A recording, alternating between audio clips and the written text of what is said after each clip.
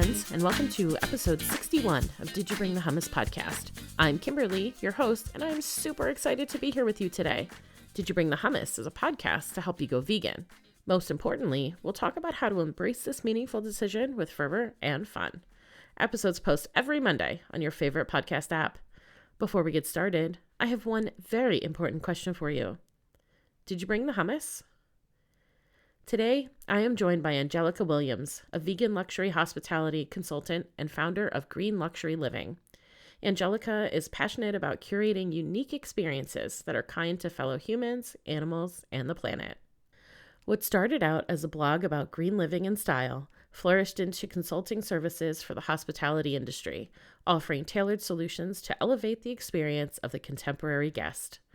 As an avid traveler and vegan foodie, Angélica found herself struggling to find vegan offerings and experiences for herself and her family to enjoy. Either the experience would fall short due to lack of awareness from the staff, or simply was unavailable. It was disappointing and frustrating, especially when she knew there was a simple way to create such experiences. If only these establishments knew how and what exactly the modern guest is looking for. As a vegan luxury hospitality consultant, Angélica combines her experience in conference and event planning with her passion and expertise in creating curated gatherings to help her clients achieve their goals of attracting, retaining, and wowing their plant-based, vegan, and allergy-conscious guests. Whether it's reviewing menus and wine lists, providing kitchen and service training to staff in hotels, restaurants, and dining establishments, or evaluating meetings, events, and conference offerings, Angélica oversees all aspects of the contemporary guest experience to ensure it meets and exceeds their expectations. Angélica holds a Bachelor of Science degree in Business Administration and Marketing, and she is trained in high-impact hospitality consulting. As part of Green Luxury Living's commitment to creating a more sustainable world, services encompass waste reduction techniques and eco-friendly products as much as possible. Green Luxury Living also donates one tree to Trees for the Future with each client project. Angélica's services are offered online or locally in Jacksonville, Florida, USA, and surrounding areas. From her expertise in vegan hospitality to luxury vegan products to navigating the holidays as a vegan, Angélica reminds us that we can live a luxurious life while doing good for the animals, the planet, and ourselves. Hey, Angélica, thanks for joining me. Welcome. Thanks for having me, Kimberly. I'm super excited to be here. Me too. I'm so looking forward to this conversation. So, as we always start here, did you bring the hummus? Tell us about your vegan journey. Sure. So I've been vegan now for 13 years, actually, this month. Yay, congratulations. And thank you. Yeah. So it wasn't something I ever expected I would say in my life. Because I grew up in a very meat-centered culture. I grew up in Brazil. And so, all the steakhouses you see is actually like part of my culture where I came from. So it was very, concentrated in that. And that was never under my radar to ever stop eating meat. And then 13 years ago, I was watching the news in the morning, and they were talking about a factory farm for egg production that was being fined for cruelty. I remember thinking, it's like, what happens in an egg farm that leads to cruelty? And it just sounded so bizarre to me, and I couldn't put two and two together. Just thinking about it, like, I can't tell that it makes sense. And so I started looking into it, and then I learned about what really happens behind egg production, and I was like, okay, I can't eat eggs anymore.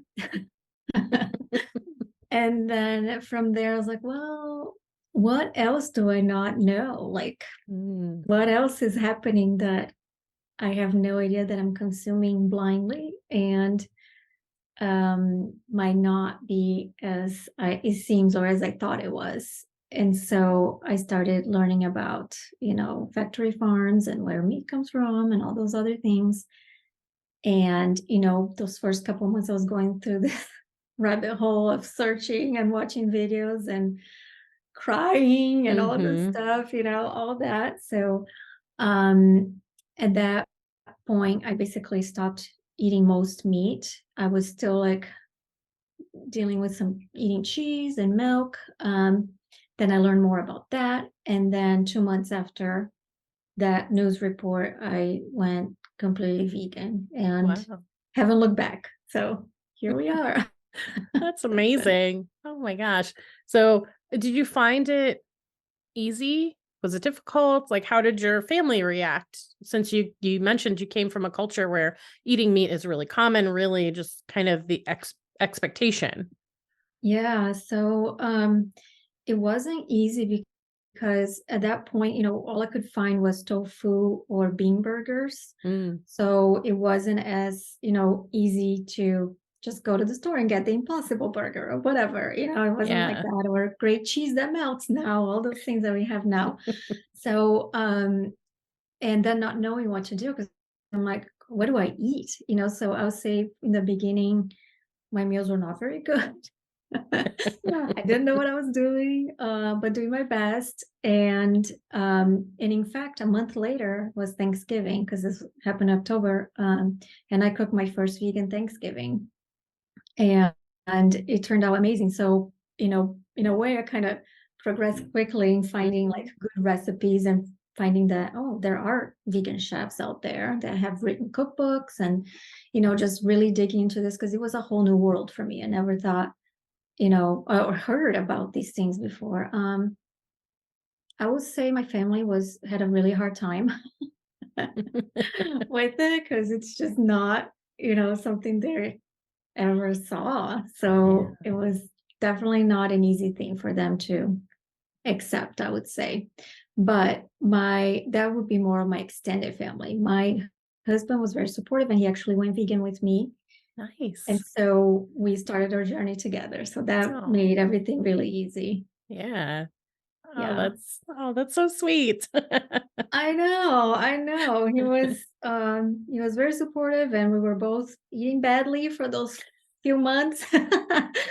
But then yeah, it just made all the difference too, I will say, because it probably would have been, harder if I was trying to navigate everything. And the reason I wasn't eating meat is not because I didn't like it. So, if I had seen food there, I don't know, it would have been harder, I feel, in the beginning. But I just knew the direction at that point that I wanted to go. And, having him there with me definitely helped a lot. So yeah, was lucky with Yeah. that. Yeah, the support is so important. And, now I think people where they can't get that support, they're not finding that support in their immediate family who they live with.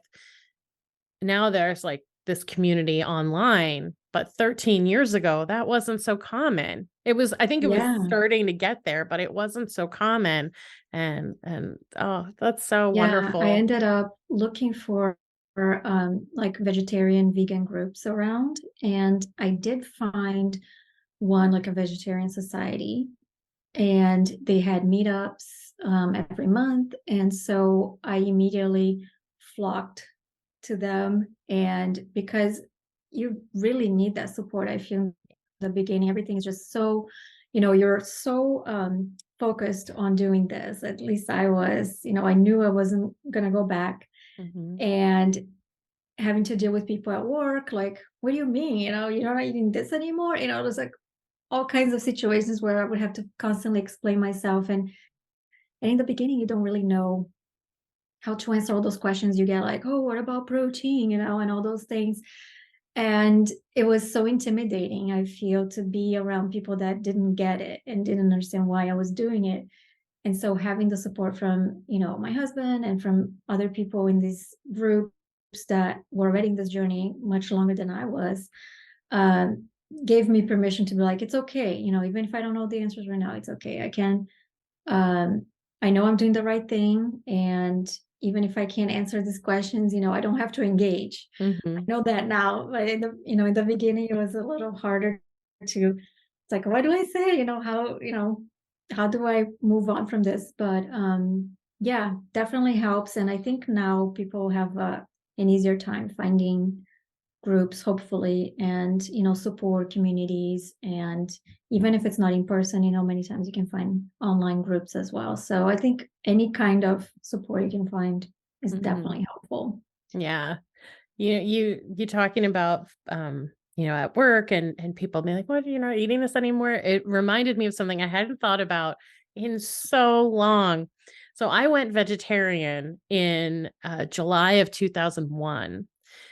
I started a new job 2 weeks later. And I felt so like I had no idea how to cook. And so I was just eating a lot of like pasta and cheese.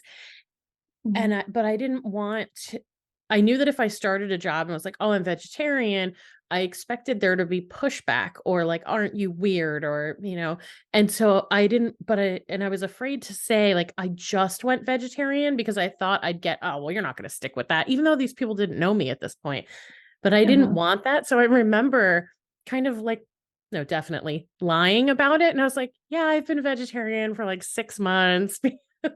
Even though it only been 2 weeks, because I didn't want people that I was just meeting to tell me that I couldn't do it. And yeah, can't believe I hadn't thought about that in so long. So they were like, yeah, that's weird, because it was 2001. Like, oh, that's weird, but they didn't really give me a hard time about it. And then you also mentioned the cheese. The first time I tried a vegan cheese was the same time, like I was just experimenting with a lot of stuff. And so 2001, vegan cheese, not good. I tried to make nachos and so I got like these nice tortilla chips and had like beans and salsa. And I had this block of yellow vegan cheese. And I sliced it really thin and put it on there. And I'm like, put it in the oven and I can smell the tortillas are starting to warm. And then all of a sudden there's like this really terrible plastic smell. Oh no. And I open the door to the oven and the cheese is like a bubble. And it literally looks, I don't know if you remember this. It was like a toy when we were kids. It was like you had a little straw and there was like a little bubble that you would put on the end of the straw and you would blow it. Oh, yes, And yes. yeah, and it would like just become this plastic. That's exactly what the cheese looked like. Oh my gosh. So Would yeah. you eat it? No, it went right in the garbage. Yeah, I think I probably ordered like some Chinese takeout or something then. Yeah. Cheese has come a long way. It for has. Sure. Aren't we lucky? Yes, we are. It's a great time to be vegan right now. Yes. Yeah. Oh, it's so much better now. So easy. I have so many cool things I want to talk to you about.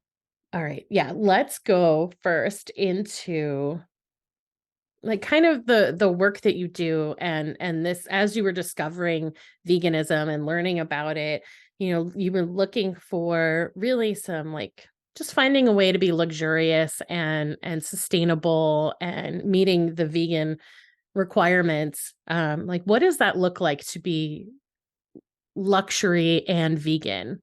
I think, luxury has sometimes a bad um, connotation away in the minds of people. People think of waste, people think of um, unnecessary things, or I don't know, snobbish people. There's all these ideas that can go associated with this word. And at the same time, it doesn't have to be this. It can actually be some related to quality. It can be related to comfort. It can be related to experiences, because even you hear people say, time is luxury. The things that are important to you are luxuries, so it's not necessarily related to money and things like that, but it's about the things that are important to you. I remember early in my journey trying to figure out, what does it mean to be vegan, and how do I have to label myself? There's all these ideas in the beginning because, okay, I'm changing my diet, but I realized that it was much more than that. And I started learning about what it looks like in terms of lifestyle, and decided to make some changes about, okay, what I'm wearing, when I'm purchasing things. And then I started learning more about sustainability and where those things come from, how much people get paid when certain things get made, where materials coming from, am I causing deforestation because I'm purchasing this furniture? Or, so there's like all these things that started to build just from the fact that I went vegan. And one of the things that I encountered was, I see it now, looking hindsight, I can see how people, they have their own journey as vegans, obviously. Some people will identify more with a certain type of the lifestyle than others. And for me, I had a hard time when I would hear about, having to live in a small house in order to be sustainable or to be, a true person that cares for the environment or the animals, those things. And there was a lot of messages that were conflicting with what I believed.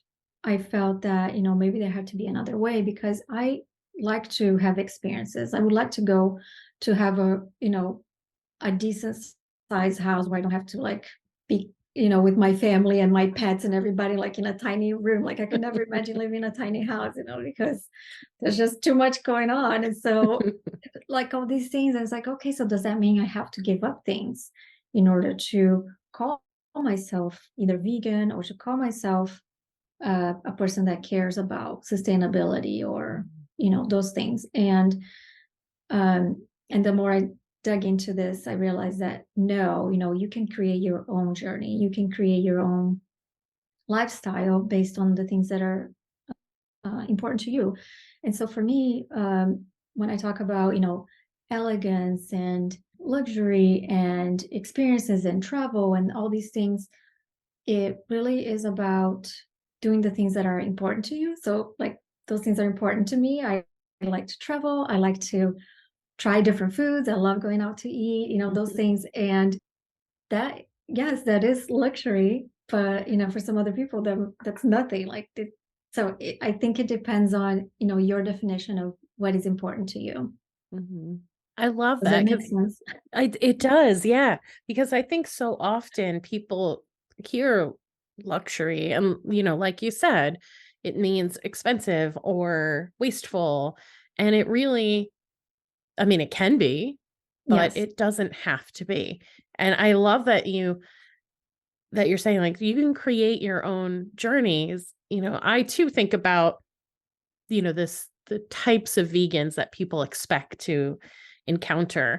I feel like people expect me to be in like pants with a lot of pockets and like hiking boots and, because I'm always talking about like I love birds and I'm always talking about being out in nature, but like I don't want to wear that. And I honestly like I like hiking, but I also don't. Yeah. And I sometimes don't. it feels like do I have to do these things to be able to be part of the club? And Yeah. we don't. As long as we're not using and abusing and exploiting animals, like we're meeting the requirement. We can do it Yeah. however we want to do it. Exactly. And, it comes down to, just like you said, what is important to you and how you want to carry your life. Because a lot of times, we have to look at things and decide that maybe the way that things have always been done, like luxury, this idea that, it's all about using fur or leather or, those are the things that matter, or fine dining is lobster and steak, I feel like that's the old definition, because as we move into a more conscious planet, people are starting to become more and more aware of what we're doing to the planet and, where we're going if we keep doing the things the same way we've always done. And as people become more aware of these things and decide, okay, there's something that, sure, corporations need to do, but also individually, there are things we can do.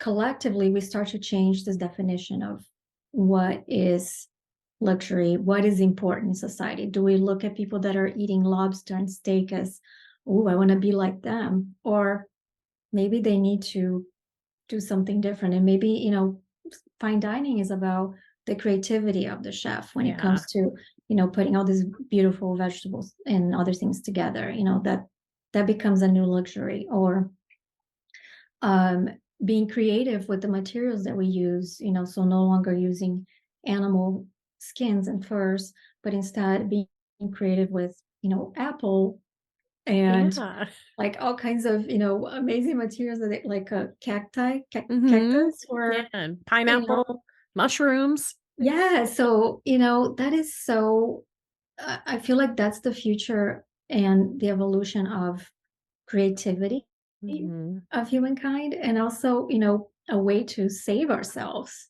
save the Yeah. planet, because as we move on to this new world, hopefully, Mm-hmm. you know, people will look back and be like, oh yeah, we used to do that, and that used to be considered, you know, what was, you know, the thing to do, but we know better now, you know. So that's where I'm hoping society is going, and that's where I'm hoping that the future is moving towards. So Yeah. That sounds like a beautiful future.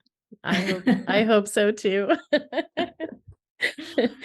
Yeah, yeah, that would be you know, great. the fine dining, it's been so long since I've been to probably the nicest restaurant I've ever been to is Blossom in New York City. Oh, nice. And I remember it was years and years ago. I think it had only been open for a short period of time when I went. I remember that like every bite I took, I was like, whoa, Mm-hmm. I've never had food like this. Mm-hmm. And I follow 11 Madison Park. Are you familiar with? Yes. Yeah, right? Mm-hmm. And I follow them on Instagram and I'm like, "Oh, one day Yes, I'm going to eat at this restaurant." for And sure. And it they is are a like, wonderful story as well. I don't know if you yeah. followed how they changed, yeah, the entire Mhm. menu, yeah, to Yeah. plant-based. Yep. I know, isn't that incredible? And you Yes. watch the videos they post and the menus they talk about, and it really is so creative. And they, Yes. it's just so good, and you can expand so much more. I've seen so many episodes of like, Gordon Ramsay's various shows, Mhm. and I feel sad. Well, of course I feel sad about all the animals that are used throughout those episodes. But anytime I've seen it, I also feel sad for these, home cooks and the chefs that are on, because I feel like they're so restricted in what they're doing, you know? Yeah. And when you have just this abundance of like hundreds and hundreds of plants that are available, like imagine what they could do with that. Absolutely. You know, there's and that's what I'm talking about. Like chefs usually tend to be, you know, creative, and Mm-hmm. they like to experiment, and there's no better way than, you know, a plant-based chef to experiment and create Yeah. amazing things, because yes, like you said, it can be completely like mind-blowing, some of the things that they can do. Um and it's about, you know, it's not like the quantity, like, oh, that giant, you know, thing of steak. No, it's about like trying something, because fine dining is all, you know, it's usually like a small portion, but it's because, you know, there's so much time and effort that goes into putting that together, and thought, and in the presentation and like everything. And so you don't need a ton. You just like, and you Yeah. remember that forever, right? Because Mm-hmm. it's an experience. And so Yeah. yeah, I think that's a great way to, you know, show how plant-based and other types of dining, like, you know, just vegan dining, can be the way of the future, I guess I should say. Mm-hmm. Yes. And even when I think back to when I was still before I went vegetarian, we and you hear it with a lot of people, right? There are certain animals that you eat, and then there are certain animals you don't eat. And when someone is eating an animal you don't eat, you're almost like, oh, why would you eat that? That doesn't make any sense to me. Yeah. And when you move into veganism, there's none of that anymore. I've never seen a vegetable or a fruit where, and I mean, there's some ugly fruit out there. I've never seen a vegetable or a fruit where I went, oh my God, why would somebody eat that? And okra exists, and I still have not said that. Oh, yeah. Oh, goodness. Yeah. Yeah. No, for sure. It's, yeah, the portion of like speciesism, I guess, of people. I hear that a lot when people are Mhm. like, can you believe it? They're eating that. I was like, well, for you, it's strange, but for them, it's like you eating a pig or a cow, and Mhm. most people have a really hard time understanding that. But yes, it, Yeah. it just opens up like, okay, none of that, we're just Yeah. no You could more just eat animals. everything. That's so Yes, great. exactly. It's just the possibilities are endless. So Yeah. yeah. So you don't just do, and we'll cover the whole thing, but first, like, I realized I kind of skipped over. You have this within your business is a focus on vegan hospitality. Can you explain what that is and what you do with it? Yes. So as a vegan hospitality consultant, I help, so hospitality businesses, it could be restaurants, it could be hotels, it could be a spa, and basically help them cater to the vegan guest or the flexitarian guest or the allergy conscious guest. Mm. And so for a restaurant, for example, I will help them create a menu and label it properly, because that's also, a big thing. And then it can go, from something as simple as that, or menu evaluation, to something really intense and like full on consulting, which would be helping in the kitchen to create processes of, and recipes and maybe substitution. Sometimes, businesses can save money by going more the vegan route because they can cross use ingredients that they might be, not doing. So, for example, sometimes they will be using chicken stock on sauces and then have the vegetable stock for something else. Instead, they could just use the vegetable stock across all the sauces and then be able to serve that dish for everybody, not just the vegan customer, and then not just the traditional customer. So there's that. I could also help them with staff training. So it's always frustrating, if you go to a restaurant and you ask about vegan options, or you ask, is this vegan? Can you make this vegan or something like that? And you get an answer like, oh, it's gluten-free, or, Yep. or they mention, oh yeah, you can use the honey vinaigrette. And I was like, oh, Mm. so then you lose confidence immediately that this place is actually going to be able to provide the meal you're looking for. Yeah. So, training the staff as to what that looks like, to, for what is the vegan customer looking for and what is vegan, what is not vegan. And that can include sometimes a grocery store tour. So looking around items, because if a chef is not used to using certain products, if they've never used tempeh or tofu, or maybe they've never made bacon from carrots or rice paper, those things can be different. And so that can be another way of introducing them to different ingredients and how they can use them in their kitchens. And then, they could go from there, or I could help them also. I'm not a chef, but I could help them develop the recipes because, I've been cooking vegan for 13 years now. Mm-hmm. So kind of know a thing or two about what to use and not to use. And also I've been trained in this. So there's a little bit of that as well. But and then it could be, go from there to actually a full promotion of, we're revealing, our vegan menu and then creating a promotion around it, creating buzz around it to bring people to try it, and then they can test it, for a while and see how the restaurant does.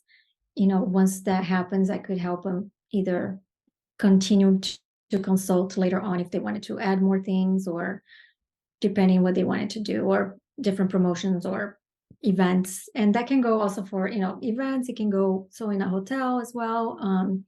If it's not food related, it could be related to the linens or, feather pillows or, finding alternatives for all those things. So making sure the soaps are not, are cruelty free, and so it could encompass, basically anything in the hospitality business that you can imagine. I know like the focus a lot of times is in the food because, that's where people are looking for. And usually in a hotel, if you have those provisions for vegans, chances are your restaurant will also have options for them. So that could be like a full package. Mm.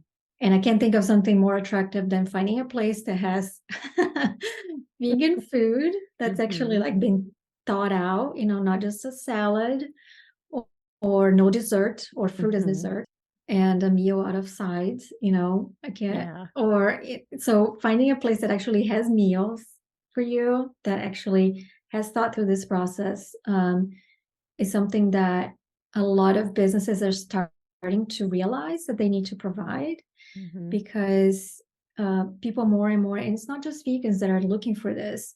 A lot of times, vegan couples might not be both vegans, so you might be at a restaurant and your partner can eat whatever they want, and then you're over here eating, so whatever. So it's not going to work out that way. You're not going to pick that place, right? Because you don't want to be suffering Exactly. by watching them eat whatever. And like we want dessert too, vegans love dessert, and it's usually some of those things that just get kind of like looked over, Yeah. So that's the idea of helping them actually cater to the vegan and flexitarian customer.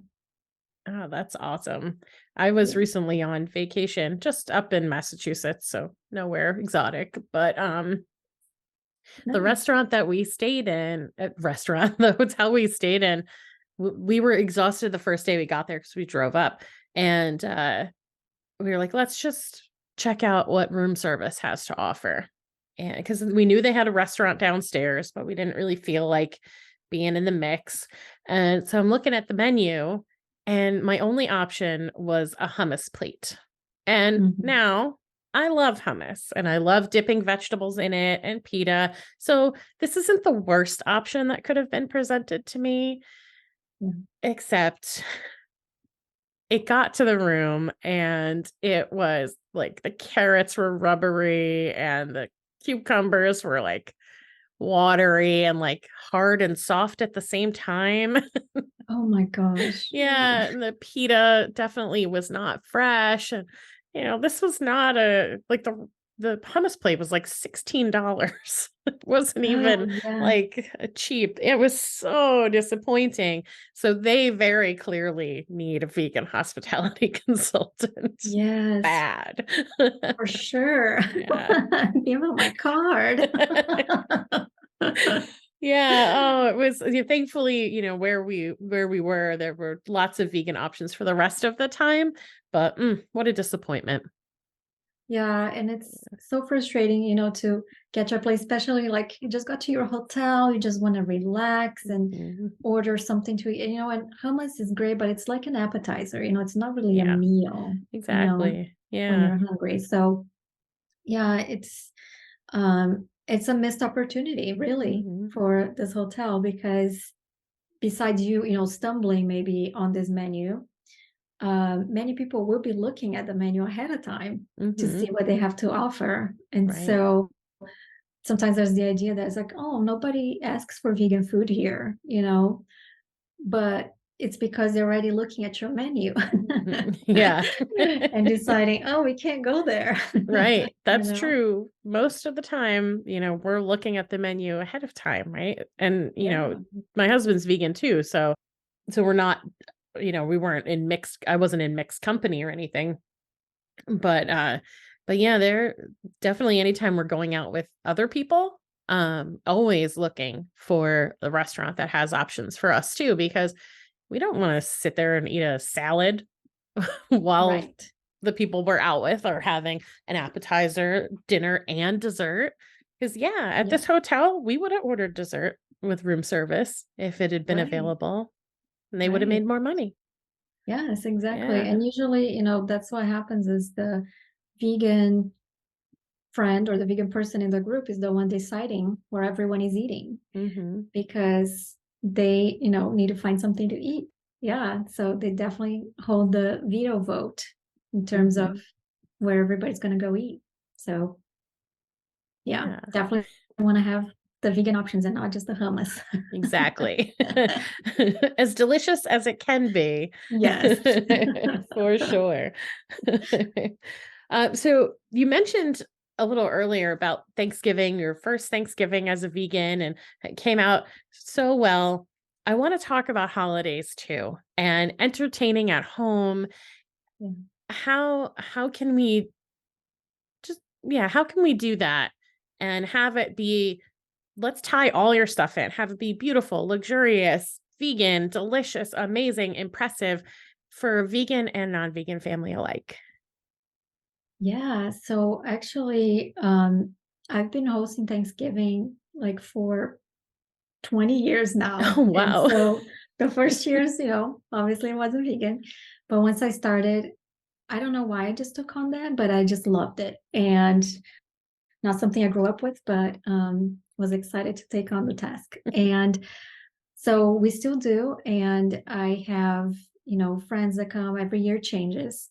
But so this is what I usually do. So when it comes to creating an event, obviously I have the menu and I love saving menus. I love creating menus. And so I actually have all my menus from back in the day still, like how, and I look back and sometimes I bring some things back. So that's always fun to, especially with holidays, to create traditions. So now we have certain dishes that are traditions and we bring them back, because people are expecting them.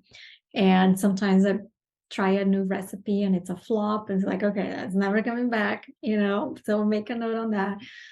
So I would say, obviously planning and figure it out what your family likes and what your guests like. If there's, and obviously as vegans, we already have not using meat or other things, but sometimes people might have like a gluten allergy or something. So you might want to check with whoever's coming to make sure they can eat, whatever you're making. Um, and I usually try to, since I've been doing it for so long, I don't use anything disposable. So having, real plates and real silverware and napkins, cloth napkins and other things, I think is also helpful. Obviously for the environment, you want to do that. And it also looks much prettier, much more elegant, I feel, than having a paper plate. And yes, I get it, clean up can be hard, but I think it's worth it. Same thing with glasses. So once I create the menu, my decorations, I would say, are not super eco-friendly. However, I've had them for a long time. So in a way, it's like, there might be like some plastic things in there but it's something that keeps coming back. So I feel that at the same time, if you are using things over and over, it's okay. My big thing about, when it comes to sustainability and entertaining and decorating, I think it's more about buying something that you use once, that I consider wasteful. But if it's something that you can use over and over, I think it's worth it, especially if it's something that, depending how much you can afford to spend on it, sometimes you just want something. So why not?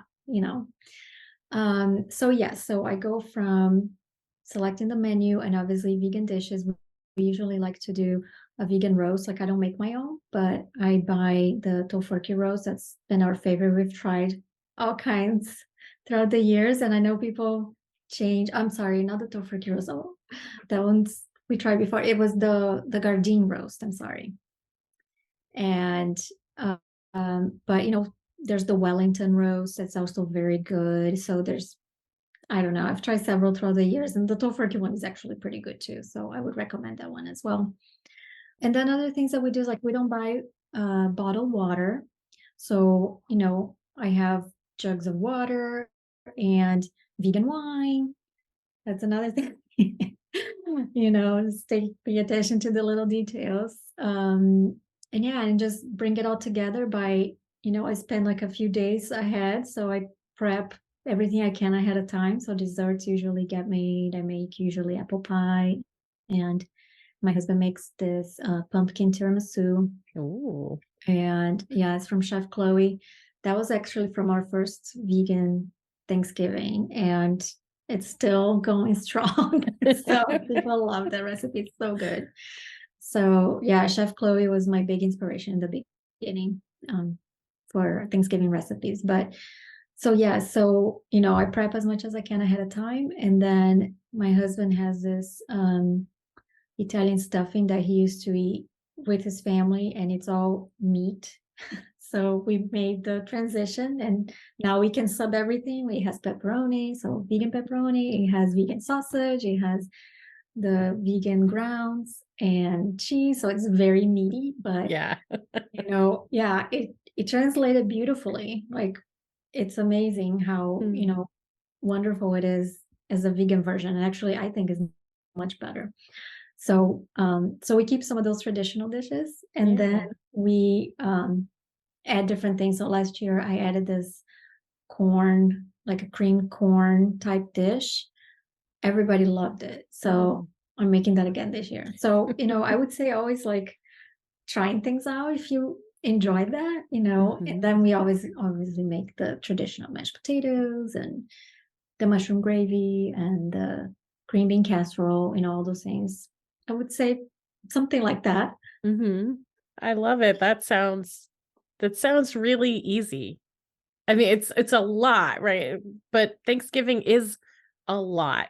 Holidays are a lot, even Yeah. if you only have a small number of people coming, it always seems like we just want to have all the food. We want people to enjoy as much as they can and feel this Yes. abundance, right?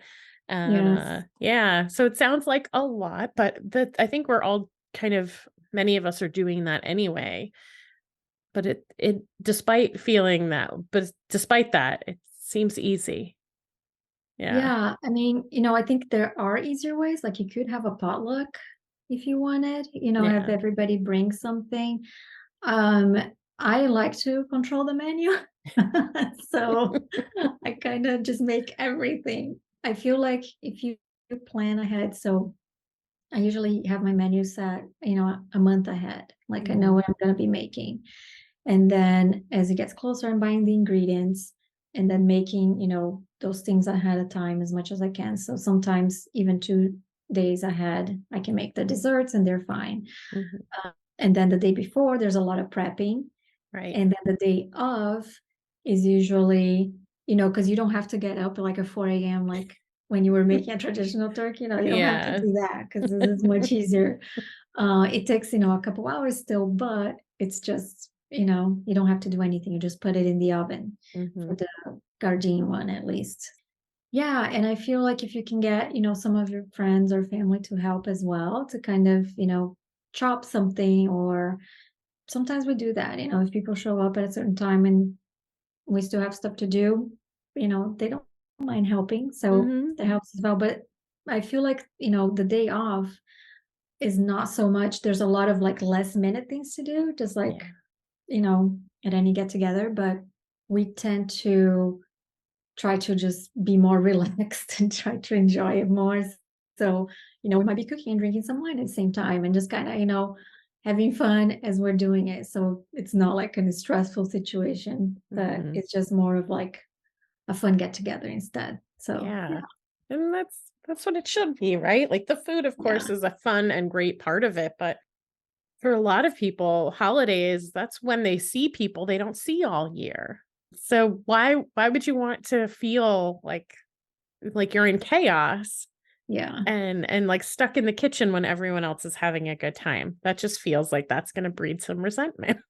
I know. I know. And that was like my, our choice to always host, because then we knew we could eat all kinds of Mhm. things, and we Yeah. wouldn't have to deal with like, even though I would say that because of it, like we tended to not be invited to other Thanksgivings because we were hosting it and people just knew. And so it just kind of became, this thing. So I would say, as a vegan, it works out great for us because we Mhm. can eat everything.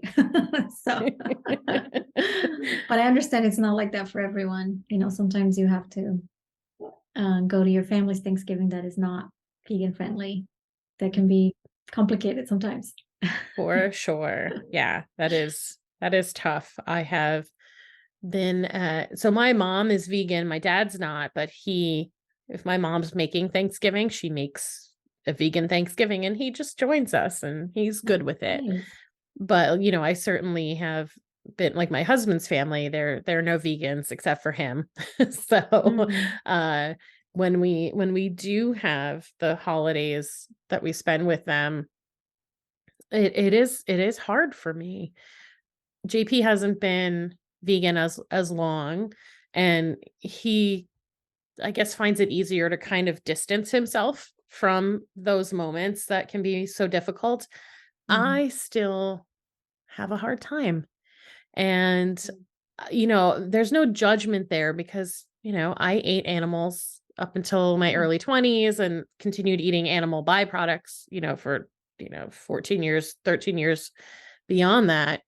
yeah, But it is tough, and I've had to leave the room before when they get things ready and the giant knife comes out and I can't be around that. Yeah. yeah, Yeah. yeah. That's definitely hard, and you have to do, what's best for you Mhm. at that moment. Yeah.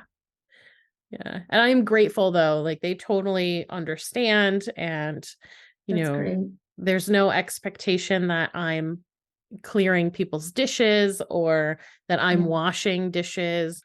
I'm happy to put away the vegan food, yeah, take care of those dishes. yeah, But yeah, so at least, and I hope, people who are listening who feel that overwhelming just sadness when they're faced with that.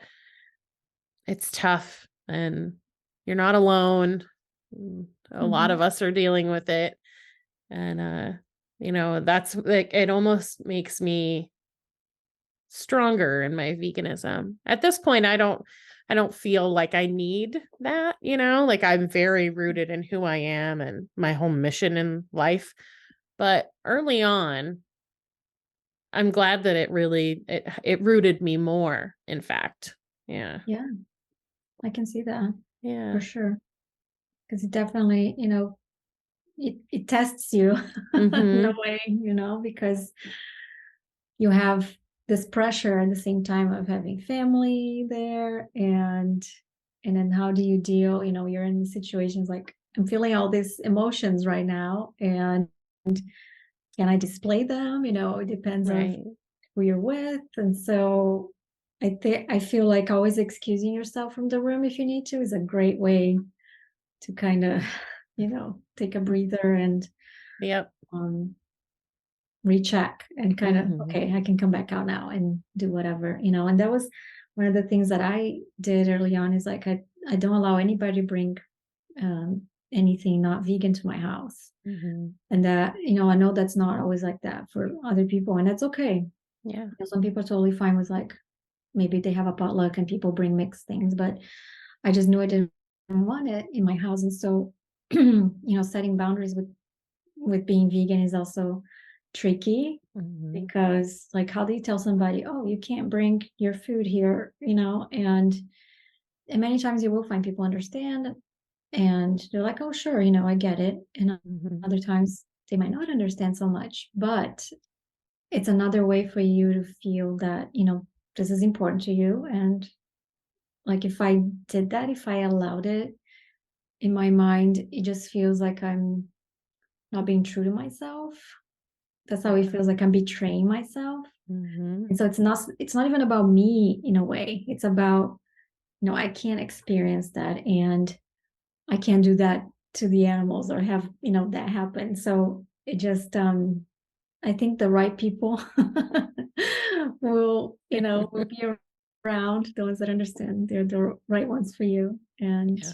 the ones that are not, then it is what it is, I guess, in a way. Yeah. Yeah, Probably a good exactly. thing. Yeah. Mhm. I have the same rule. Yeah. as much as you may love whatever dish you'd like to bring, please don't. Yeah. Yeah. And my thought is that there is a level of respect, I think, for the animals, to not allow that into your home. And if it's the only vegan meal that person ever eats their whole life, it's not going to kill them. They can go No. home and eat whatever they want. I wish they wouldn't, but we can only control ourselves. Yeah. Very important lesson to learn. Yes. But yeah, it's like, oh, why are you forcing this on me? Like, well, you wouldn't say that if I told you I had an allergy to peanuts. That's just as Right. meaningful. And it's not, I wouldn't have the same physical reaction, but the emotional reaction is, Yes. So Yes, that's a good way to put it. Yeah. The yeah. emotional reaction. Absolutely. Yeah. Angélica, this has been amazing, this conversation. We've gone so many places. You've reminded me of things I hadn't even thought about in so long. I love when the conversation just flows and we just kind of getting into it. I've got one more question for you. Yes. Tell me about your favorite hummus or your favorite way to eat hummus. Gosh. So yes, and by the way, I really enjoyed talking to you about all these things. It's been really great. So in terms of hummus, I not super picky about the kind of hummus, but I will say that the way I like to eat it is I like to add toppings to it. So, especially if it's like a basic garlic hummus, I will add olives and chopped parsley, Mm. and just kind of use some, I don't know, like pita crackers or something, and just kind of eat it like that. I just love it. Like it just Yeah. goes so well together, and So they can good. be a meal. Mm-hmm. Like that's a meal. If that hotel had that meal, I probably would be really happy. But and they vary, so sometimes it varies the toppings, but and I will say also chocolate hummus is really good with Mm, strawberries. I yeah. don't eat it as much as I would like. Sometimes forget about it, but when I get it, it's one of my favorite things too. So I would Mm-hmm. say between those two. Oh, that's so good. I'm still learning to like olives. Oh, really? Oh, wow. It's so funny. That's a food that I think so many people feel they love it or they hate it, and they're very strong on either side. Ah, But yeah. every once in a while, I'll have something that has like maybe an olive touch to it, and I'm like, oh, that's kind of good. And then I'll try an olive and go, oh, that's too much. So I'm still working my way through that. But I love hummus on pita with pickles, like a nice, like half Ooh, sour pickle. So it's still kind of fresh, like a cucumber, but has a little yeah. pickliness to it with some fresh cracked pepper on top. And That some sounds really artichoke good. hearts. Oh my goodness. Yes, I think there is something about like the acidity of the olives or the acidity of the pickle, and Hmm. sometimes even like pickled onions can be a really Yeah. great topping. I actually had once hummus, this was before I was vegan though, hummus with honey Mm. on it.